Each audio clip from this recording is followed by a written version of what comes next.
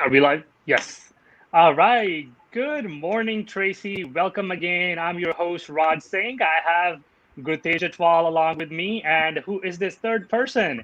We will get into that in a second. Who is that?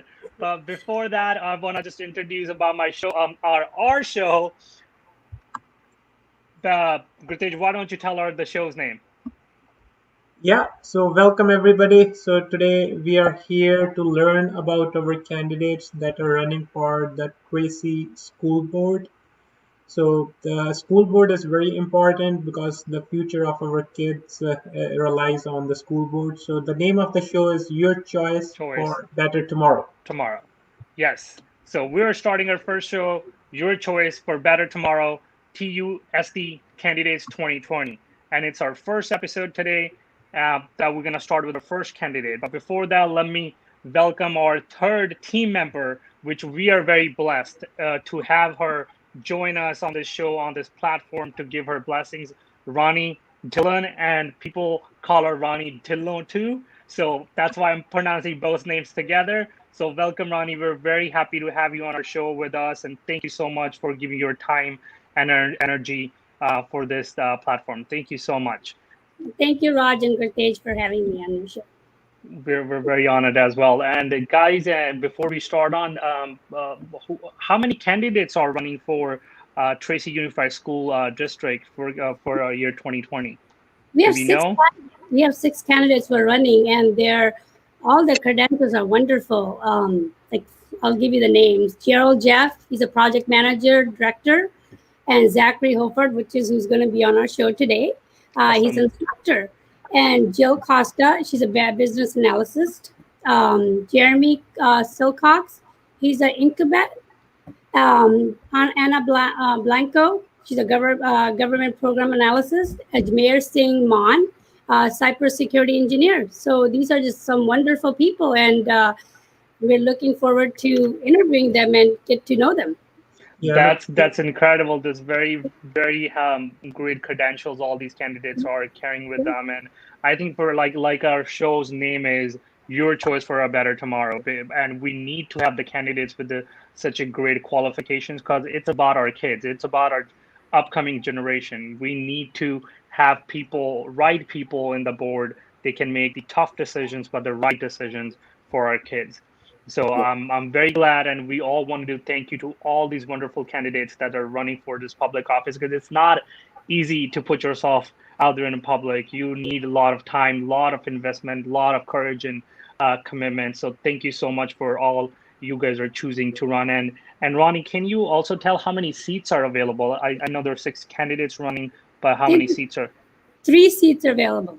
Three seats are available and six candidates. That's wonderful. That's a good equation, good number Yeah. to work with. So that's awesome. And Gurtej, I'm sorry. I think you had something to say. Go ahead, please. Yeah, so just wanted to introduce our audience to what Tracy Unified District is. So how many students' future depends on this district. So this is one of the decent, bigger size district.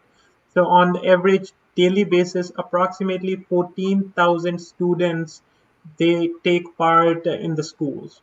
So we have 11 elementary schools, 6 middle schools, 4 high schools, 4 alternative schools, and 1 charter school. The budget of the school district is approximately $172 million. So it's decent big district. So due to COVID and all these circumstances, the district is facing challenges. So the full-time staff that city has, the school district has, it is 1384 full-time staff members, including 701 teachers, 535 classified employees, and nearly 148 people in the management and supervisory positions. So this is a big district with so many students, so many employees. So all its future depends on how the school district is managed and run with that big budget. So now I'll just add our candidate. So we will listen more and we'll thank our candidate for being here with us. Hello, welcome, Zach. Hi, thank you for having me. Good morning. Good morning. Yeah.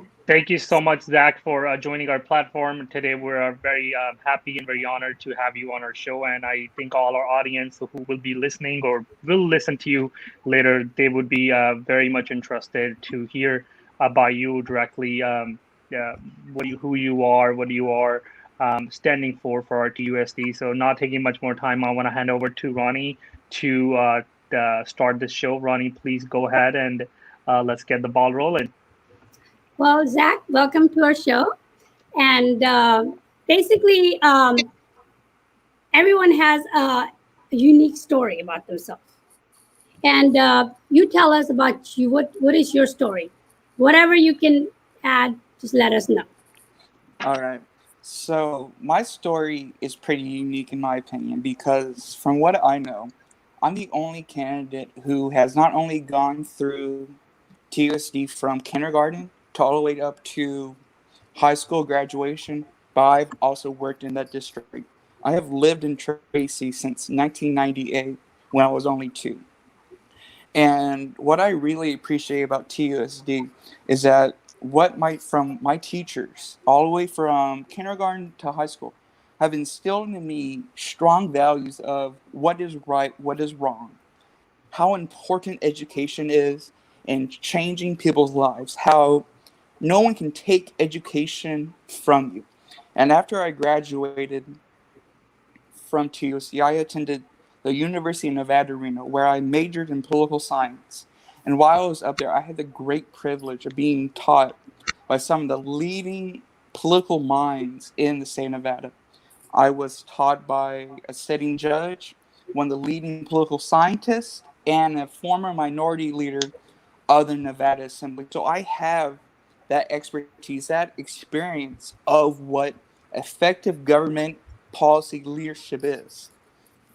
And when I came back home, I graduated in 2017 in May, and I got my first real teaching job in September of that same year, teaching special education, high school education. So, what high school did you go in here in Tracy? So the high school I went to was Kimball High School, and the good thing I really enjoyed about Kimball is that I was the second, not necessarily, I was the second group of students who entered the high school. Um, Before I came in, the high school was brand new, not a lot of traditions, things like that. But when I was in there, I was able to help build these traditions, being able to build the community service focus for Kimball High School. Okay. So, what do you think you have unique in you that other candidates don't have? I think what I have unique to me is being in the actual classroom, being a special education teacher, because I'm working with a bunch of students who have come from a diverse background, who have unique learning needs, and these other things that for a lot of people see as barriers to their success. But for me, I see these students of having full potential. I mean, the only thing is, I think a lot of things that people mistake about disabilities is that they see them as not being able to do something. Well, what I see as a disability is just another way to learn, another way to do something. That's what I see as a disability. And that really helped me approach it as a special education teacher because I learned how to be adaptable. I learned things don't go according to plan all the time. You have to be adaptable. You have to know who you're dealing with and how to make them being empowered, how they need to know what they need to be successful. Okay. So, let's just say you become one of the board member, and how much time do you think you'll be able to give for this position? I think looking at that, I think I'm able to give my full attention to the school board because I think as a political science student, one of the things that you're taught about a lot of the time is that the public are the most important people, and you have to give your full attention, your full focus to the public because if you want things to really happen, if you truly want change, you can't be in it halfway. You have to be through it. You have to be into it all the way. And I think I can do it all the way. Spend all my focus and attention in making sure TUSD moves in that right direction. Okay. As And Greg mentioned, sorry, go ahead. Go ahead. sorry, I didn't mean to interrupt you, but Zach, you were instructor. I'm not sure if I get that part. Where do you currently working? Where you teaching right now? I teach currently over in the Bay Area. Okay, okay, Yeah. gotcha. So you have to commute Yeah. over to Bay Area as well. Yeah. Okay, thank you. I mean, it's great that you care about the students so much. You're actually traveling all the way over to Altamont Pass to teach them, and now you're actually thinking to do something give back to your community where you were raised in Tracy. So that's wonderful. So I just wanted to say thank you on that. Go ahead, Ronnie. So, what do you, in your own opinion, what do you think the current challenges the public schools are facing these days? So I think, at least looking at TUSD, Mhm. I think some of the issues that they're facing is that we need to fully support our teachers and our school staff. I also think we need to protect special education. And I think that we need to make promoting our high school graduates the most successful and the most competitive applicants to not only college, but once they get out of college. Your college degree is not very useful if you can't keep and get a job. So that's what I think our focus has to be. Okay. Yeah, no, thank you. It's overall growth, so it's not just what the kids are learning in the school, but the environment that we are providing to the schools, to the kids. So that is the overall grooming that helps them develop the good habits to be successful in Yep. their lives. Thank you. Yes, and that's, I think, it's the most important thing is that when students are in kindergarten until high school, that is the time where we instill the values that they are going to live by. That is the values that they are going to instill into their children. So we have a unique opportunity to influence future generations of leaders, into instilling into them that, you know what, this is possible. Okay. Change is possible. Change, yeah, definitely. There are a lot of change needs to be done.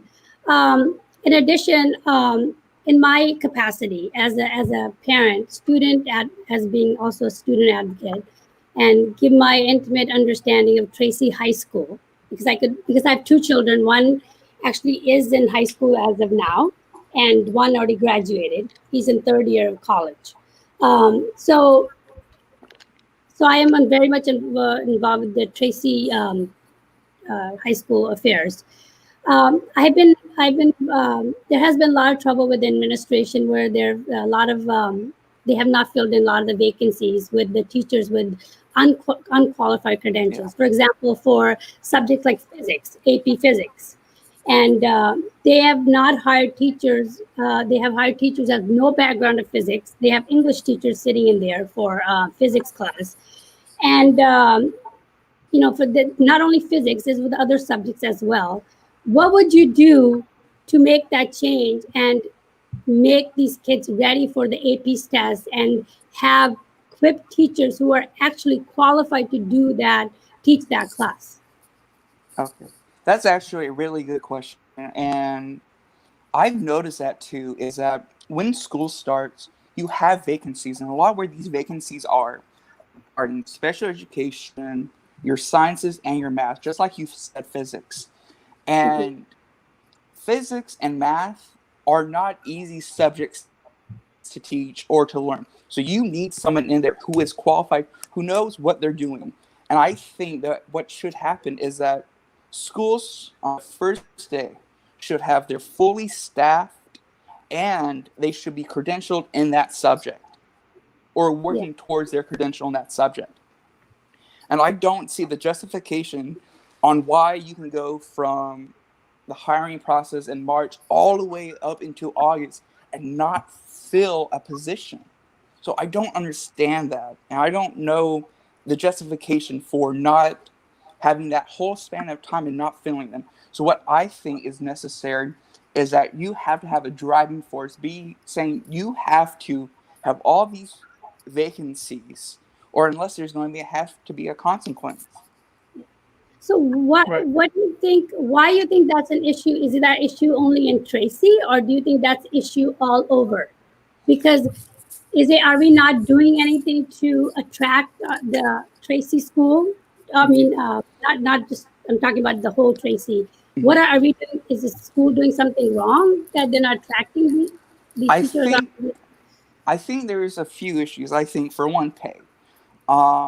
And to be honest, when you have a degree in physics and math and higher things, um, personally, why would I take a $50,000 paying job when I can go over the hill and work Sounds for some of these really good companies in the leaders of my field? Why am I going to take a massive pay cut in order to do this? And teaching is not an easy thing. So we have to put in places incentives for people who are qualified, and we don't want to lose them. So we have to draw them in. We have to show them that this is an incentive for them to teach here. So just to add on that one, Zach, so as we are facing the COVID circumstances, so I was reading the due to the budget deficit. So one thing is, so originally for this fiscal year, the school districts was short 11.7 million. So then there is 10% additional local control funding formula. So that has been deducted from the state. So it will create a deficit of approximately 26 million for 2020 and 2021. So school district is thinking of filling that gap. One thing is they thought don't purchase the books for next year. So that will save them approximately 3 million. So then they are thinking of eliminating the busing routes so that cater over 1247 kids to and fro to the school. So that will save 1.8 million. So the bigger chunk now comes to our 701 faculty member we have, our trained teachers. So they are thinking of cutting 100 of those teaching employees. So it is a challenging times. We do understand. So what do you think? What would be the approach? Like we have the qualified teacher, we have the resources, we are cutting short from that resources. So how that can be approached in future? I think personally that any position that is filled, or I think fiscal responsibility is an important thing. However, adopting new textbooks, and cutting school bus routes, you're actually affecting a lot of students. I mean, a lot of our parents who have students in this district, they don't work in Tracy. They work over the hill, and they have to leave extremely early to get to their jobs. Well, are you going to drop your student off at 5 o'clock in the morning? Are you going to drop off a kindergartner at 5 o'clock in the morning for them to fend off themselves? No. A Mhm. school bus is your transportation for these students. So that is Mhm. the first important thing. You can't cut that. Textbooks, an interesting thing about textbooks, when I was in high school in 2014, senior year, I was getting a textbook, an economic textbook from 2002. And the world had changed so dramatically in economics that that Mhm. textbook was out of date. Now, when you look in sciences, science, biology, and environmental science like that, almost as soon as your textbook is printed, it's almost out of date. So That once is again, that's another thing we cannot cut. And I think what we have to do, and we also cannot cut positions of qualified teachers who help our students. So what I think we have to do is we have to look at, besides these things, because those things affect students, we have to look at what other cuts do we have to make. Do we need to reduce salaries from man? I think if we are going to cut salaries, we have to start with management first. Those are the people who need their cuts first. mhm. And then we might, have to go down to our other staff to have cuts. And then there's other ways there are other ways we can save money. And Right. it's not reducing services for students. Right. That is true. Yeah, we can See, do that.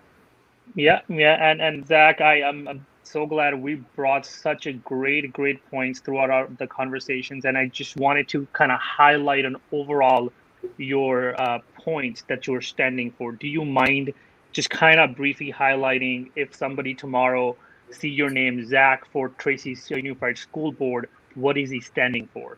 Do you have some points that you can highlight that you would be up for? Keeping the transportation school bus for students, some examples like that. Mm-hmm. So I think looking tomorrow is that I feel that if a teaching position is filled, we can't cut that position. Now, if there's a vacancy in that position, then maybe we can think of potentially cutting that position. Now, that might be a consequence. That may not be, might have to add 2 or 3 extra students, but that allows us to keep some teachers in that classroom. Busing routes, like I said, those are vital things to do. And we also have to make technology a priority in this district. The interesting thing is that way back in March, it does not take a crystal ball to predict that COVID-19 was not going to go away come August. So you had to have taken a proactive step in order to get this technology in there. And you know what? It's not a one-time investment. Okay, if you look at the world today, you have to be computer literate. There are greater tools that are on computers. And for example, going back to that textbook example, you can save a lot of money instead of printing all these textbooks by transitioning to an online textbook platform. So there are ways to do these. These are ways that you can be innovative and be a leader for not only the area, but overall for the state and the country by taking these innovative approaches. Right. No, thank you, Zach. Yeah, so this COVID, as you have mentioned, this is taking us more towards the technology. So there are many questions around this COVID. So in this country and throughout the globe, especially for the young kids. So I have a young kid today with me, so he'll ask this question to you. All right. Yes, you're live. Welcome, Yuvraj. Good morning, Tracy. My name is Yuvraj and welcome to episode 1. I'm seeing my friends and teachers, so I would like to know what are your plans for the kids to go back to school under COVID-19 circumstances? All right. So I think COVID-19 presents us with a lot of different challenges. So you know how the state of California is a massive, large state. And California, has mountains and deserts and all in the coast. Well, there are some things up in the really tall part of the state. There's not a lot of people who live there. And I think that in those areas that, if we put in place masks, 6 feet difference, and then those students can't go back into the classroom. Now, if we look at San Francisco and Los Angeles, these places with these massive amount of students, the possibility of even putting masks and social distancing in there may not be the correct solution. But looking at our district is an interesting thing because our district is a mid-sized district. So what I think we should do is we should come October, early November, we should take a look at where the situation is. How many cases are there along those lines? And I think we should pursue or go further from that. Now, what grade are you in? Third, okay. I mean, fourth. Oh, fourth. You went into fourth? Okay. All right. So I think when it comes to those grade levels, fifth through, K through 5, you guys are actually at somewhat more of an advantage than the high school students. Because in the classroom, you guys normally stay together. You guys don't move around like in high school. Well, in that case, if we were to bring back maybe a few students at a time, and we spread out desks, and we have masks, and we stay, and maybe not even go a whole day, but a half day and have rotating students, then that would be a success for K through 5. However, there's a more of a challenging aspect for when we go up into your 6th, 8th, 9th, and 12th, when you have students moving around. So what I think has to do in that situation is that potentially you could have a block schedule. You could have students come Monday, Tuesday, and a new group Wednesday, Thursday, something along those lines, and limit the amount of moving around. Potentially have a whole day of half of a day of English, and then another rest of the day math. And then you just contain the students, and your potential chances of spreading the disease decreases. And also in that case, you improve the social skills. You're having that one-on-one relationship that you can't necessarily get across a computer screen. I know that's a lot of information, but that's how I think we should approach this problem. Thank you very much, Yuvraj, and thank you, Zach, for answering the question. Yeah, so kids, they were listening to all of our earlier talk shows related to our mayor candidates, council members. They were interested, so they had questions related to when they can go back to school. When they heard about this episode, they wanted to come and ask you a question. Thank you, appreciate it, Zach. Yeah. Yeah. So talking about, COVID, and as you already know, the mental health education and mental health, it's not, I don't think it's prioritized, like emphasized in the Tracy Unified School District. But mental health is very important, especially for students who, go about making sure that students are receiving enough help, because there's some students who don't receive help at home, and so they don't have any support system. So what would you do for something like this, for support system for mental health? Because mental health is actually put on the back burner because we don't want to talk about it. Mm-hmm. We feel everything is okay. I totally agree with you that mental health in this district is not a priority. I think what has to happen for this district to deal with mental health in regards to COVID and overall mental health is that we have to make mental health a top priority in this district. If we don't make mental health a priority, we're serving a disadvantage to students. I mean, I think there's a stigma towards mental health. The stigma towards mental health is that you have the person who is on that street talking to themselves. That's the negative stigma that is attached to mental health. Well, when it comes to mental health and how we have to solve that, we have to expand these services. We cannot be limited in saying, you know what, we don't have the time, we don't have the money. That is not a valuable excuse for approach to mental health. The way you approach mental health is being proactive. You don't wait for something to happen. You have to be able to be proactive. You have to be able to talk to students. You have to understand what they're going through. And a lot of the times, it's sad, but at school, that is the only time they'll have access to a decent meal. They'll have access to people who actually care about them, and they have the access to receive mental health. So we have to be proactive.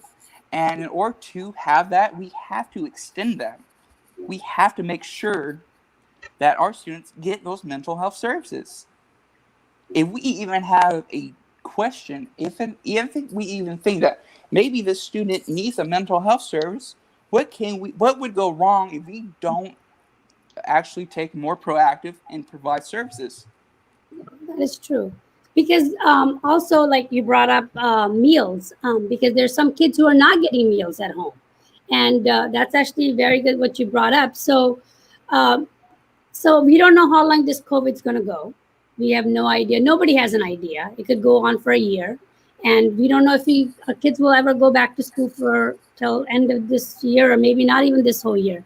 So what do you think these kids who are not getting proper meals and proper technology, because some kids' parents are not computer savvy. They don't understand. They don't know how to use the computer. So I feel those kids are the one who are lacking. They're the one who's are having are disadvantaged with this whole thing. And I feel that what can we do more as a community and as a school board member to make this better, learning experience for these kids for this year.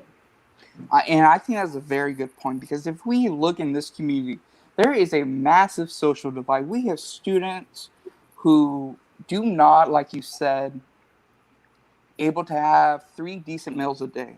Yeah. We don't have students who have the access to easily connecting internet service. So I think in that case, schools need to step up. For example, I know in the beginning of COVID-19, certain schools were providing free meals. So I think that should continue into this year. Also, I think we need to have computers that have internet access. And I think going back to that point, community members can potentially donate their time to help these students learn how to navigate computers. And I think, your upper grade students, your high school students, they use technology, so they're for the most part okay. Okay, yeah. I think when you have your elementary school students, I think kindergarteners, I think if we are able to take a proactive approach and have them work on computers and know how to use a computer, then I think we're setting them up for extreme success. So we have to start early. And you can incorporate using computers, learning computers inside the classroom, because that's a vital skill, once again, to help them prepare for high school graduation. Yeah, thank you. Appreciate, Zach. As you mentioned, yeah, we shouldn't use the excuses. We don't have time. We don't have this. We should use the resources that we have. Think of ideas. As you have mentioned, we have to collaborate with the citizens. There are lots of citizens who are tech savvy. They can help them, and we can reach out to the city for the internet connectivities. So in these dire situations, there are resources available, and you are very much for reaching out to doing a partnership with the other resources that are around, using them in these circumstances. And I And think also, that's good, also a good point. I think right, if we're able to gather this community, past, present, and future, and if we all start driving towards that right direction of promoting education, promoting mental health, right, we can succeed as a community. We can start solving these problems that exist in this community. right. So we have to get set. We have to gather a coalition and start driving in that right direction. That is true. That is very true. Well, I have another question if you want to, if you're willing to answer. I'm sorry, I'm full of questions today. I guess I had my early walk this morning and just energized about this. So, I have over the years, I have noticed this. Sports receive more school funding than other academics. For example, like related clubs for like mock trial, academics, and all that other activities, club in general. How are we supposed to, support or promote these clubs if they receive very little funding? Because I feel that those clubs are very they teach these kids a lot, like after school clubs and but they don't get enough funding where the whoever takes in charge, they have to pay out of their pocket, or the parents have to pay, and which I have no issue paying, but I'm not saying every parent. Yeah, there's other parents that don't They have can afford that it. ability. Yeah, because I feel sports is just has taken over. Like it's all about football, basketball, soccer, and it's just I don't know. What do you think we can do? I mean, as you can do. I think what we can do, we can look at examples of other districts, other programs. And to me, I think when we look at athletics, we can look at examples at the college level. For example, way back in the 1930s, the president of the University of Chicago realized that, you know what college is not sororities and fraternities. It's not football. So what they did there, they totally cut their sports program to focus on academics. Now, I think for us, that is an extreme level. We shouldn't cut all sports. But I think what we have to do is take a look at sports. We have to look at an example of, are these sports teams winning? Are they generating revenue? And if they aren't doing that thing, how can you justify having those expenses? Now, if you look at the expenses of facilities use and salaries for coaches, now, even though those salaries for coaches are limited, if you take those funds and divert them into those mock trials, those photography clubs, then you will have an incentive, at least among staff, to participate. Exactly. Yeah. So that's a good answer. Yeah. That is Yeah, true. thank you, Zachary. Yeah, as per you, there should be a balance. So if Yes. you'll see something that is going way too much, yeah, photography, there's decathlons preparing kids for different aspects like painting. So there has to be a Yeah. balance. So Yes. something has to be from, like in this situation, especially where COVID we are facing, budget will be the main focus. So how to adjust those things. Yeah. And you are for just trickling around seeing where to focus, where not to focus. Just a follow-up question I have on that one, I just did a research. So like 250 to 300 students each year are declining for the past 12 years in this school district. So what are your thoughts about that? So how that thing could be changed in a different direction? I think in that that issue of declining enrollment, I think there's a lot of outside factors that impact that. For example, like I said, there are prices of houses that are increasing. And if families can't afford the housing prices, then they're going to move. These are more societal things. And I really don't think districts can't recruit. They're not like a college. They can't go out and say, hey, you know what? Come to us. We have this opportunity. We have that. Districts can't do that. So I think, at least in that case, districts are, it's like a no-win situation. And I think there's a lot of other factors that go into that. So I think there has to be, at least at a higher, I think that's more of a higher level government issue. Yeah, just to supplement that, so the question is towards the private schooling. So because so since I can what I can say is for past 1 or 2 years, I'm hearing it more from the parents, the private schooling or Yeah. charter schooling. So the faith in the public schooling, somewhere they are having a little bit doubt in that perspective. So what, as a community or as a whole, as a school district, we can do to improve it? I think going back to that loss of charter schools to the private, or loss of students to the charter and private schools, I think that goes back into those things we had talked about earlier, talking about supporting teachers and staff. I mean, as a parent and as a student, if I know that I do not have a credential qualified teacher in a classroom, but if I have another at a charter or a private school, Right. and they have qualified teachers, then what is, as a parent, what is in the best interest of my students? So like that. If we have a district that is not supporting special education, once again, what is in the child, what is in the interest of my student, and is in addition to preparing our graduates for success. So basically it is an internal issue. The more we reduce and the more we don't take proactive staff, we're actually hurting ourselves as a district. I have another question. For example, like, I have noticed in Tracy is not a big town. So during summer, my kids, I mean, I kept them involved. I drove places, I took them places and did all that stuff. But I feel that a lot of the kids, because since there's nothing going on too much in Tracy, especially like, they don't have any summer programs. They don't have any, these computer programs. They have all these different kind of kids could do more activities.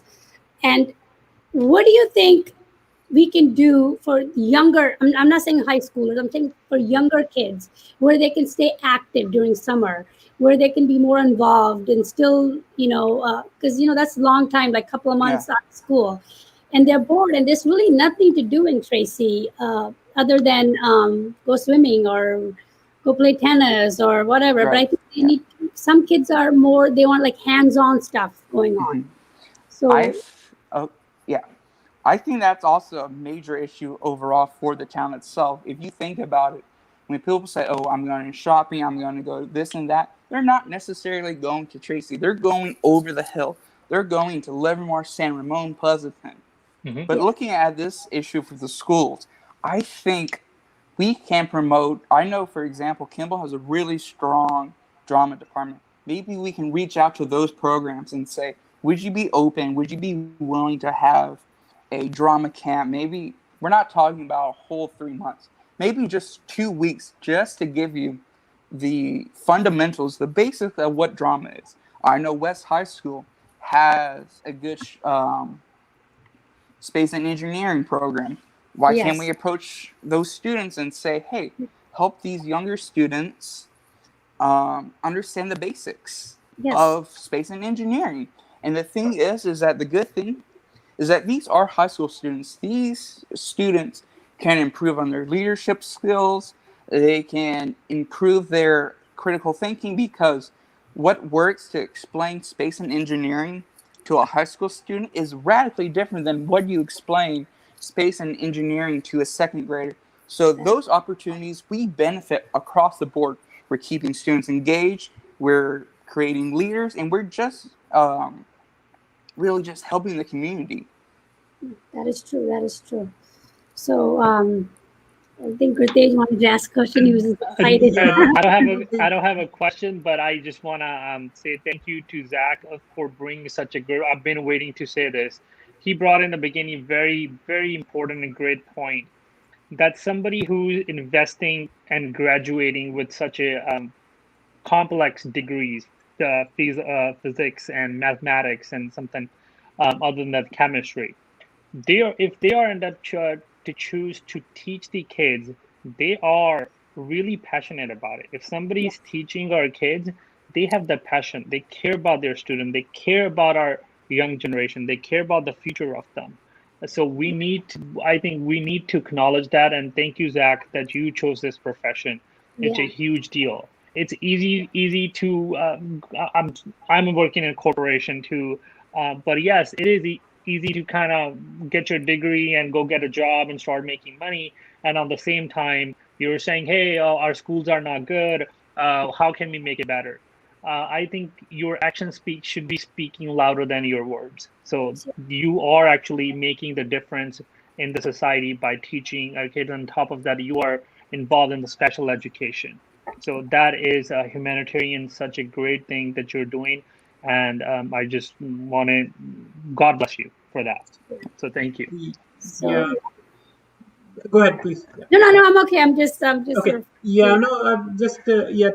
Being a instructor, being a teacher by choice, that is a wonderful thing, wonderful service for our next generation. We as a community, we respect our instructors, respect our teachers, and you are doing a great service for our next generation.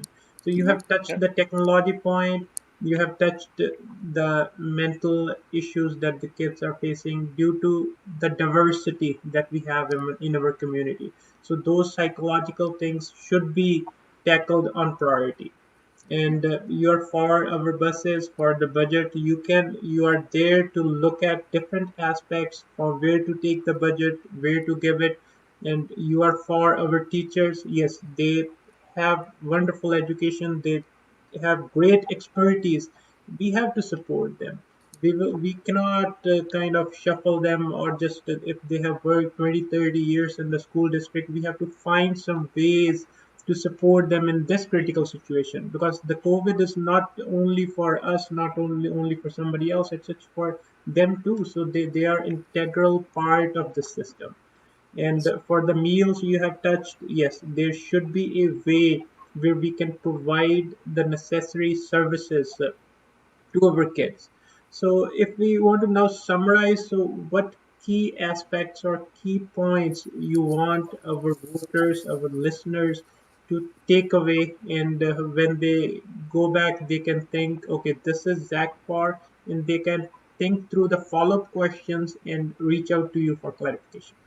I think looking ahead, those main issues that I am promoting, that I am truly concerned about, is making sure our teachers and staff are supported. If we don't have a strong support structure for our teachers, then we are setting them up to failure, and we can't do that. I think we also need to protect special education, because like we talked about, mental health goes ignored in our society. Like I said, when we hear disabilities, we see disabilities as more as holding people back, but that's not the case. And I think the most important thing also is preparing our high school graduates for success. If our students don't have these skills, if they don't have this knowledge, then they can't be successful. They're not going to be able to do their best. They're not able to improve their lives and make a difference in society. So those are the things that are of concern to me and are of vital interest to me.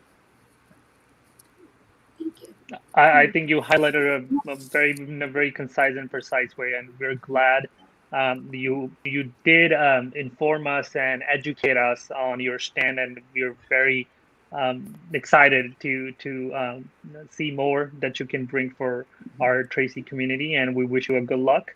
Mm-hmm. And Zach, if anybody needs to reach out to you after the show, is there a contact information that you would Yes. like to share with the audience?